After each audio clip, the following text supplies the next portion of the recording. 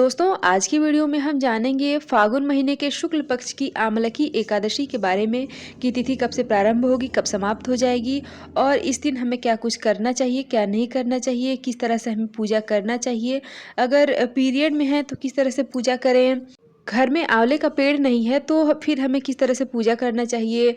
तो आमलकी एकादशी से जुड़ी कुछ महत्वपूर्ण बातों को जानेंगे इस वीडियो में। तो चलिए दोस्तों, बने रहें आप हमारे साथ इस वीडियो के अंत तक। और दोस्तों, पूरी देखने के बाद वीडियो आपको अच्छी लगे वीडियो को एक लाइक ज़रूर करें। तो दोस्तों चलिए वीडियो को शुरू करते हैं और देख लेते हैं सारी जानकारी को। तो देखिए दोस्तों, फागुन महीने के शुक्ल पक्ष में आने वाली एकादशी का नाम है आमलकी एकादशी। वैसे तो एकादशी के दिन हम भगवान विष्णु की पूजा तो करते ही हैं। आमलकी एकादशी के दिन हम आंवले पेड़ की पूजा करते हैं, यानी कि भगवान विष्णु जी के साथ साथ हम आंवले पेड़ की पूजा भी करते हैं। अब दोस्तों देखिए, इसकी तिथि कब से प्रारंभ होगी, कब समाप्त हो जाएगी। तो दोस्तों, आमलकी एकादशी की तिथि प्रारंभ होगी सुबह में 9 मार्च 2025 को सुबह में 7:45 पे और समाप्त हो जाएगी 10 मार्च 2025 को सुबह में 7:44 पे। तो दोस्तों, इस तरह से हम देखें तो हमें 9 मार्च को तिथि प्रारंभ हो रही है, लेकिन क्योंकि वो तिथि जो है वो सूर्योदय के बाद में हमें प्राप्त हो रही है, तो इसलिए एक दिन बाद यानी कि 10 मार्च 2025 को फागुन महीने की आमलकी एकादशी का व्रत त्योहार रखा जाएगा। इसी दिन आंवले पेड़ की पूजन किया जाएगा। इस दिन है सोमवार। अब देखिए दोस्तों, इसका पारण का समय कब से लेकर कब तक रहेगा। जो लोग भी व्रत किए हैं उन लोगों का पारण होगा 11 मार्च 2025 को सुबह में 6:37 से लेकर 8:20 तक। अब दोस्तों देखिए, आज के दिन हमें किस तरह से पूजा करना चाहिए, किस तरह से क्या करना चाहिए। तो देखिए दोस्तों, आज के दिन हमें अपने घर में पूजा करने के बाद अगर घर के बाहर जो है हम आंवले का पेड़ लगाए हैं तो आंवले पेड़ की पूजन हमें विधिवत करना चाहिए। और अगर नहीं लगाए हैं तो हमें मंदिर में जाके भी या फिर कॉलोनी में कहीं भी अगर आंवले पेड़ हो तो हमें उसका पूजन ज़रूर करना चाहिए। जिस तरह से पीपल, तुलसी, वट का वृक्ष जो कि पवित्र होता है, उसी तरह से आंवला का वृक्ष भी बहुत ही पवित्र होता है। इसके पूजन से स्वयं नारायण प्रसन्न होते हैं। और दोस्तों, मान्यता ऐसी है कि विष्णु जी की आंखों से प्रेम की अश्रुधारा बही थी और वो अश्रुधारा धरती पे गिरी तो वहीं से आंवले पेड़ की उत्पत्ति हुई।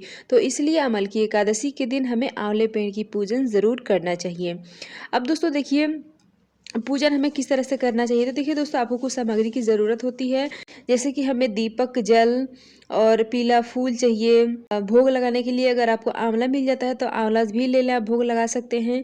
और कुछ मीठा प्रसाद भी ले लें। वस्त्र स्वरूप आप चाहें तो कोई भी पीला वस्त्र चढ़ा सकते हैं। भगवान विष्णु जी को जनेऊ चढ़ा सकते हैं, मिल जाए तो धूप, पीला चंदन, हल्दी, क्योंकि भगवान विष्णु जी के पूजन में हल्दी का भी उपयोग किया जाता है। और साथ में दोस्तों, आज के दिन अक्षत भी चढ़ाया जाता है। अब दोस्तों, एकादशी के दिन हम चावल का प्रयोग नहीं करेंगे, इसलिए हमें तिल का प्रयोग करना है, ठीक है, अक्षत में। तो आप चाहें तो सफ़ेद तिल ले लें, और अगर सफ़ेद तिल नहीं है तो आप काले तिल का भी अक्षत बना सकते हैं, अक्षत चढ़ा सकते हैं।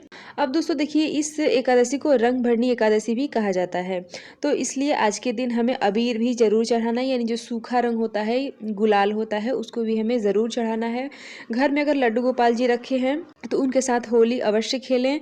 और साथ में मतलब बाकी देवी देवता जो हैं उनको भी आप अबीर ज़रूर चढ़ाएं। जैसे कि वसंत पंचमी के दिन होली मतलब खेलने की शुरुआत हो जाती है, तो उस दिन अगर सूखा रंग नहीं चढ़ा पाए हैं भगवान को, देवी देवता को, तो आज के दिन यानी कि आमलकी एकादशी के दिन भी आप अबीर गुलाल समर्पित कर सकते हैं। अब दोस्तों देखिए, हम वनस्पति की पूजा करते हैं तो हमारे शास्त्रों में एक बात कही गई है कि जब भी हम कोई वनस्पति यानी कि पेड़ पौधे की पूजा करें तो पूजा तो करना ही है, साथ में उनकी परिक्रमा भी हमें ज़रूर करना है। तो इसलिए आप अपने सामर्थ्य के अनुसार 11, 21, 51 या 108 जैसी चाहें आप परिक्रमा कर सकते हैं। भगवान विष्णु जी की आरती करें। साथ में दोस्तों देखिए, भगवान विष्णु जी की तो पूजा करना ही है, माता लक्ष्मी को भी हमें भूलना नहीं है, क्योंकि हम कहीं भी पूजा करते हैं तो भगवान विष्णु जी के साथ माता लक्ष्मी जी की पूजा करना नहीं भूलते हैं। तो आज के दिन भगवान नारायण के साथ माता लक्ष्मी जी की पूजा ज़रूर करें, आरती करें और कान पकड़ के क्षमा ज़रूर मांगें, क्योंकि हमसे पूजा में अगर कोई भूल चूक हो जाती है, कुछ गलती सही हो जाता है, कुछ चूक हो जाती है, उसके लिए हमें क्षमा भी ज़रूर करना है। आप चाहें अगर आपके घर के जैसे वहाँ पे सुविधा है तो आप किसी भी मंत्र का यानी कि भगवान विष्णु के किसी भी मंत्र का आप एक माला जाप भी कर सकते हैं। आप चाहें तो पेड़ के नीचे बैठ के कर सकते हैं, यानी कि आंवले पेड़ के नीचे बैठ के कर सकते हैं। अगर वहाँ पे सुविधा नहीं है तो आप घर पे भी आके कर सकते हैं। अब दोस्तों देखिए, जो लोग पीरियड में हैं वो लोग पूजा किस तरह से करेंगे? तो देखिए दोस्तों, जो लोग पीरियड में हैं उनको वो क्या ही कर सकते हैं, वो तो पूजा नहीं कर सकते हैं, लेकिन वो एक कार्य कर सकते हैं। जो लोग पीरियड में हैं वो सिर्फ़ एक कार्य करें, उनको भी पूर्ण फल की प्राप्ति होगी अमल की एकादशी के दिन। तो आज के दिन जो लोग पीरियड में हैं पूजा नहीं कर सकते हैं, व्रत रखते हैं तो व्रत रख लें, और अगर व्रत नहीं रखते हैं तो सिर्फ आंवले पेड़ की आपको दर्शन ज़रूर करना है, ठीक है? आप पूजा करें ना करें, अगर स्वस्थ है तो पूजा भी कर लें, व्रत नहीं रखे हैं तो भी आप पूजा करें, और अगर पूजा करने लायक नहीं है तो सिर्फ आप आंवले के पेड़ का जो है दर्शन ज़रूर कर लें। दर्शन मात्र से भी आपकी जो इच्छा है वो पूर्ण होती है, और हमें पूजा का पूर्ण फल प्राप्त होता है, क्योंकि भगवान को भी तो पता ही है हमारे अवस्था के बारे में। मतलब इस तरह से भी आंवले पेड़ के दर्शन करके भी अपना जो है पुण्य को बढ़ा सकते हैं, और साथ में उनके फल को भी पा सकते हैं, ठीक है?